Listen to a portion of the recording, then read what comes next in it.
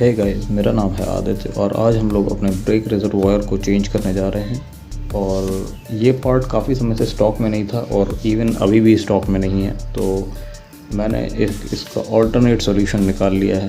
तो साथ में बने रहिए और देखिए कि हम लोग क्या करते हैं।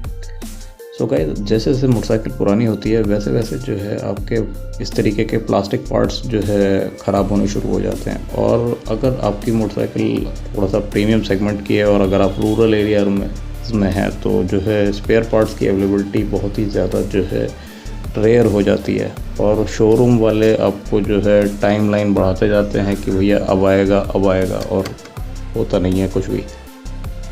तो मैंने इसका ऑल्टरनेट सॉल्यूशन ये देखा कि कोई ज़रूरी नहीं है कि आपको जो है जो ब्रेक रिजर्वॉयर होंडा ने बनाया हो वही आपको इसमें लगाना है।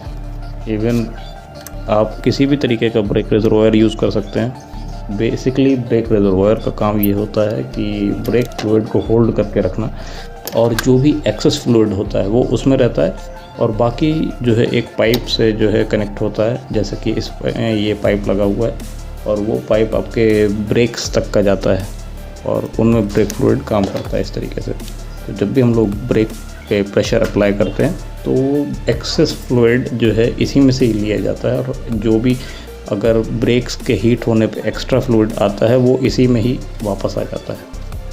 तो ये था हम लोग का हाइड्रोलिक ब्रेक्स की वर्किंग। तो फ़िलहाल हम लोगों ने अपना ये होंडा का CBS वाला रिजर्वॉयर निकाल लिया है, और इसको निकालने की ज़रूरत ये थी कि जो है ये खुल नहीं रहा था, जैसा कि लास्ट वीडियो में मैंने पोस्ट भी किया था। तो गाइस, काफ़ी मेहनत के बाद में ये ब्रेक रिजर्वॉयर हम लोगों ने निकाल लिया है, और इसके साथ हम लोगों ने बहुत जोड़ तोड़ भी किया, लेकिन ये किसी भी तरीके से खुला नहीं। तो फाइनली मैंने एक दूसरा आफ्टर मार्केट ब्रेक रिजर्वॉयर ख़रीद लिया है, और ये कोई चाइनीज़ मैन्युफैक्चरर या हो सकता है कोरियन, जो भी हो, कुछ ना कुछ तो लिखा ही है इस पर, बनाया गया है। और ये ज़्यादातर बाइक्स में लग सकता है, तो ये देखा जाए तो एक स्टैंडर्ड पार्ट है। तो सिर्फ इसकी डिब्बी के शेप का डिफरेंस है और वॉल्यूम का डिफरेंस है, बाकी ऑलमोस्ट ये काम वही करेगा। और ये है ऊपर का कैप, और उसमें ये जो है आपका जो रबर का बूट है ये भी लगा हुआ है, जो कि आपका एक्सेस मॉइस्चर को होल्ड करता है। तो ये कितना फंक्शनल होगा ये तो समय ही बताएगा। अभी फ़िलहाल हम लोग इसको वापस से लगा देते हैं, और इसमें एक स्प्रिंग भी एक्स्ट्रा लग के आई है, और मेरे को ये एटलीस्ट 3 शीशियों की ज़रूरत पड़ेगी, क्योंकि CBS सिस्टम काफ़ी ज़्यादा ब्रेक फ्लूइड होल्ड करता है। तो फ़िलहाल हम लोगों ने 3 शीशियाँ ली हैं इसकी, और अभी कुछ ऐसा नज़ारा है।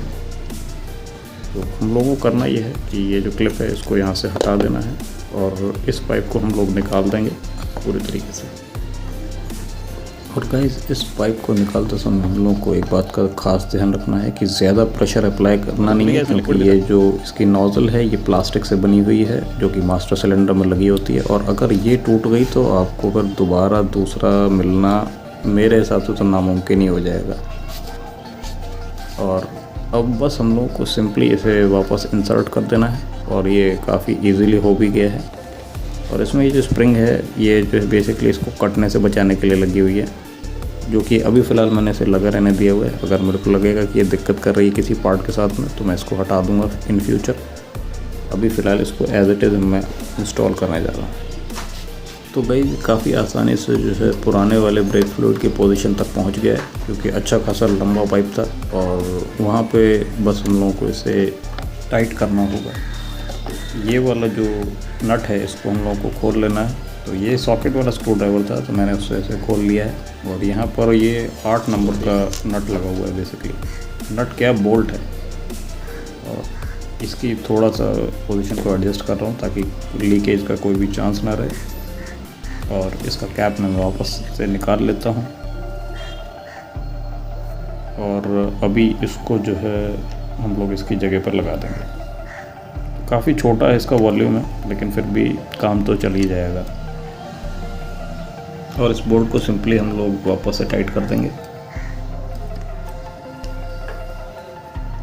और ज़्यादा दम नहीं लगानी, क्योंकि इसमें जो है एक मेटल की रिंग नहीं है, जो कि पुराने वाले रिजर्वायर में लगी हुई आई थी। तो अगर क्योंकि हम लोगों ने ज़्यादा टाइट कर दिया तो ओवरऑल है तो ये प्लास्टिक ही, तो आसानी से क्रैक भी हो सकता है। और गाइस इतनी सारी बातों में एक बात बताना तो भूल ही गया कि इसकी कॉस्ट मेरे को इतनी ज़्यादा सस्ती पड़ी है कि आपको आधा लीटर पेट्रोल की कॉस्ट में आपको जो है ये इतना सब मिल गया है। तो इसको के लिए मैंने सिर्फ 50 रुपये पे किए हैं, और जिसमें कि मेरे को ये ब्रेक रिजर्वायर मिल गया और ये पाइप मिल गया, साथ में 2 क्लिप्स मिल गई, और जो इसमें स्प्रिंग लगी हुई है वो भी मिल गई। और ये ब्रेक फ्लूइड की कॉस्ट अलग से है। तो ये ब्रेक फ्लूइड जो है 20 रुपये पर बॉटल के हिसाब से मेरे को पड़ा है।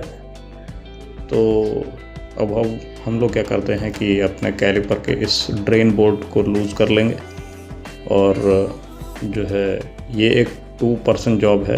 तो मैंने एक लड़के को भी अपने साथ में रखा हुआ है जो कि जो है पेडल साथ में असिस्ट करता रहेगा, और यहाँ पर जो भी एक्सेस एयर होगी और साथ में जो भी पुराना वाला फ्लूइड होगा वो इस बोल्ट से आपका निकल जाएगा। तो वैसे तो मेरी कोशिश रहती है कि इसमें पाइप लगा लिया जाए, लेकिन कभी कभार जो है पाइप हटा के भी काम करना पड़ता है। उस केस में जो है ब्रेक्स को पहले अच्छे से वॉश करना होगा चलाने से पहले पाइप को। तो फिलहाल हम लोगों ने ये पाइप लगा दिया है यहाँ पे, और जो भी एक्सेस फ्लूइड है और एयर है वो हम लोग इसको पुश करके हम लोग वहाँ से सारी निकाल देंगे। और क्योंकि ये एक CBS वाली बाइक है तो इसमें पहले हम लोगों को पिछले वाले कैलिपर से निकालना होगा, और साथ ही ये लेवल में हम लोगों को ध्यान रखना है कि इसको टॉप करते जाना है और यहाँ पे खाली नहीं होने देना है। अगर ये खाली हो गया तो यहाँ से एयर वापस सिस्टम में चली जाएगी, और जब पीछे वाला कंप्लीट हो जाएगा तब फिर हम लोगों को आगे वाले कैलिपर में से भी जो है आपकी एयर निकालनी पड़ेगी और फ्लूइड निकालना पड़ेगा, क्योंकि एक ही पेडल से आगे और पीछे दोनों तरफ ब्रेक लगता है इस बाइक में।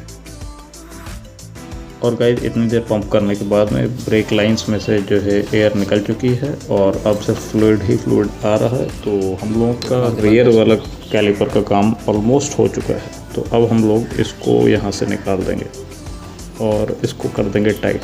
और मीनवाइल हम लोगों ने पैडल को नीचे की तरफ दबा के रखा हुआ है ताकि एयर वापस से अंदर इंसर्ट ना हो जाए, और उसके बाद हम लोग इसको टाइट कर देंगे। तो हम लोग का रियर वाले कैलिपर का काम हो जाता है अभी यहाँ पर ख़त्म। और गाइस ब्रेक फ्लूइड एक काफ़ी कोरोसिव लिक्विड होता है, तो ये पेंट को ख़राब करता है। तो अगर आपने इसको देखिए अपने बाइक पे सर्विस किया है तो जो है एटलीस्ट उस जगह को जहाँ पे कि ब्रेक फ्लूइड गिरा है उसको अच्छे से वॉश करें। अभी हम लोगों की बारी है फ्रंट की। तो फ्रंट में कुछ सीन ऐसा है कि जो इसका ड्रेन बोल्ट है वो जो है खुल नहीं रहा है, जैम हो चुका है। तो हम लोग ड्रेन बोल्ट को खोलने के बजाय ये जो ब्रेक लाइन है उसके पाइप को खोल लेंगे। खोलना क्या है, लूज़ करना है। तो हम लोग यहाँ से भी एयर को ब्लीड कर सकते हैं, और उस वाले बोल्ट को हम लोग बाद में कभी खोल लेंगे।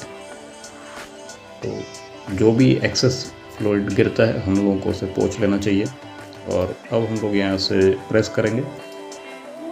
तो इतनी बार प्रेस करने के बाद अब पेडल काफ़ी फर्म होना शुरू हो गया है। तो मेरे ख्याल से कि इसमें जो है brake feel, brake pressure almost develop हो चुका है। तो एक बार मैं और ब्लीड करूँगा फाइनल चेक करने के लिए कि इसमें सिर्फ फ्लूइड ही बाहर निकले, एयर ना निकले। तो जैसा कि देखा हम लोगों ने, इसमें से सिर्फ फ्लूइड ही निकला था। तो फाइनली हम लोगों का ये काम ऑलमोस्ट कंप्लीट हो चुका है। और अब लास्ट में हम लोगों को करना होगा इसकी वॉशिंग वगैरह, तो वो हम लोग करते रहेंगे। अभी हम लोगों को सारे पार्ट्स को वापस से इनकी जगह पर असेंबल करना है। तो अब हम लोग क्या करेंगे, ये जो रबर का कैप है ये बहुत ज़्यादा इम्पॉर्टेंट होता है। हमेशा ड्रेन बोर्ड्स के ऊपर जो है इनको वापस लगाना कभी मत भूलें, क्योंकि अगर इसके अंदर डर्ट चली गई तो आपके बोर्ड्स जो है परमानेंटली सीज हो सकते हैं। इवन मेरे वाले में तो जो है कैप लगे होने के बावजूद भी जो है ये वाला बोल्ट काफ़ी हद तक जाम हो चुका है। इसको हम लोग किसी और दिन निपट लेंगे। अभी फ़िलहाल इसको वापस से लगा देते हैं। और ये हम लोगों को कैप लग गया है। अभी हम लोग इसको भी बंद कर देते हैं। और यहाँ पे जगह बहुत कम है और ये लगा पाना यहाँ पे मुश्किल हो रहा है। तो एक बार हम लोग आखिर में से अनस्क्रू करेंगे, और सिंपल प्रोसीजर है। 8 नंबर वाला स्क्रू ड्राइवर लेकर के हम लोगों को इसे वापस से खोल लेना है। और ये अभी मैंने इसमें किसका कैप लगा दिया है। और गाइज अगर आप लोगों ने वीडियो यहाँ तक देख लिया है और आपको वीडियो ज़रा भी इंफॉर्मेटिव लगा हो तो गाइज प्लीज़ एक लाइक कर दीजिए। आप इस वीडियो को अपने फ्रेंड के साथ में शेयर कर दीजिए और साथ ही अगर सब्सक्राइब कर देंगे तो बहुत मेहरबानी हो जाएगी आपकी। और फ़िलहाल इस वीडियो में हम लोगों ने ऑलमोस्ट अपना सारा काम कंप्लीट कर लिया है और ये है इसका कुछ फाइनल रिजल्ट। और नेक्स्ट वीडियो में मिलेंगे हम लोग किसी नए टॉपिक के साथ में। आज के लिए इतना ही। Have a nice day and drive safe.